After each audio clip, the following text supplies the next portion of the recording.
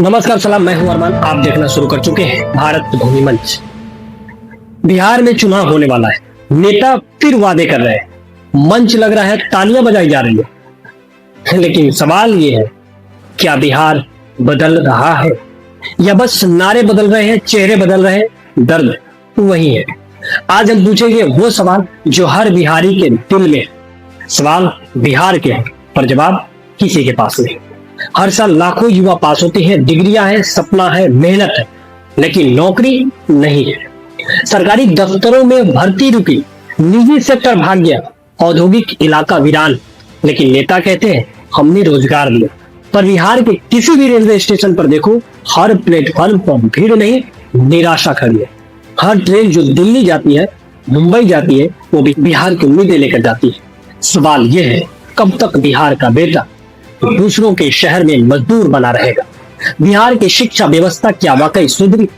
कई स्कूलों में आज भी बच्चे जमीन पर बैठते हैं, कई कॉलेजों में लैब नहीं है, किताबें नहीं है, शिक्षक नहीं, लेकिन हर साल रिजल्ट आता है, टॉपर की फोटो छपती है, पर असलियत ये है पढ़ाई नहीं, सिर्फ परीक्षा चल रहा है। छात्र कोटा, बेंगलुरु, दिल्ली भाग रहे हैं, क्योंकि बिहार में भविष्य की पढ़ाई नहीं, सिर्फ फाइलों में योजना है। सवाल यह है, जो राज्य अपने बच्चों को रोक नहीं पा रहा, वो भविष्य कैसे बनाएगा?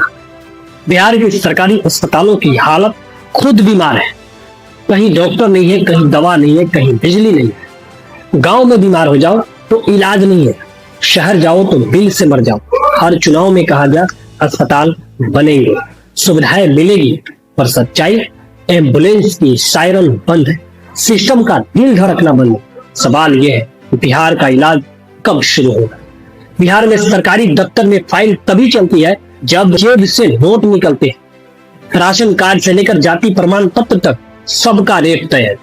बिहार में कई मंत्री बदल गए, लेकिन सुविधा शुल्क का रेट वही है। भ्रष्टाचार अब सिस्टम नहीं, संस्कृति बन गया है, और यही सबसे बड़ा जहर बिहार के विकास का है। सवाल यह है, बिना रिश्वत कोई काम बिहार में क्यों नहीं होता है? महिलाओं के नाम पर योजनाएं आई, पर सड़कों पर आज भी डर है। बेटी अगर शाम को अकेले निकले तो माँ का दिल आज भी कांपता है। नेता कहते हैं महिलाएं सशक्त हुई है, पर असल सशक्तिकरण तब होगा जब बिहार की लड़की बिना डर के हंस सके, चल सके, जी सके। सवाल यह है, क्या बिहार की नारी आज भी असुरक्षित रहेगी? गंडक, कोसी, बागमती हर साल बिहार को डुबो देती है। लोग मरते हैं, गांव बह जाते हैं, और नेता हेलीकॉप्टर से सर्वे करते हैं। हर साल कहा जाता है हम तैयार हैं, लेकिन हर साल वही दर्द लौट आता है। सवाल यह है, बाढ़ बिहार की नीति है या सरकार की नाकामी? हत्या, लूट, अपहरण बिहार में रुकने का नाम नहीं ले रहा। कई जगह अपराधी ही नेता है और नेता ही अपराधी। सवाल यह है, जब अपराध ही सत्ता में है तो न्याय कहाँ मिलेगा? क्या कानून सिर्फ आम लोगों के लिए है या सत्ता में बैठे लोगों के लिए भी कुछ नियम? हर मंच पर कहा जाता है सड़क बनी, पुल बना, बिजली आई। हाँ आई, लेकिन गड्ढे भी आए, पुल भी गिरा, बिल भी बढ़ा, और बेरोजगारी भी। बिहार की जीडीपी का तो पता नहीं, लेकिन पलायन की दर दिन प्रतिदिन बढ़ता जा रहा है। हर चुनाव में विकास का नारा वही होता है, बस फोटो और पोस्टर नहीं होते। सवाल यह है, क्या बिहार के लिए विकास सिर्फ वादा बनकर रह गया है? वर्षों से बिहार एक ही सियासी सर्कल में घूम रहा है, कभी नीतीश, कभी लालू, कभी बीजेपी, कभी गठबंधन, कभी एनडीए। हर बार जनता को भरोसा दिया गया, हर बार वही नतीजा मिला। बिहार के नेता कहते हैं हमने बहुत किया, लेकिन क्या वो जनता को जवाब देते हैं? कभी किसी नेता से पूछा गया बेरोजगारी क्यों नहीं घटी, स्कूलों की हालत क्यों नहीं सुधरी, डॉक्टर कहाँ है? नहीं, क्योंकि बिहार में सवाल पूछना गुनाह बना दिया गया है।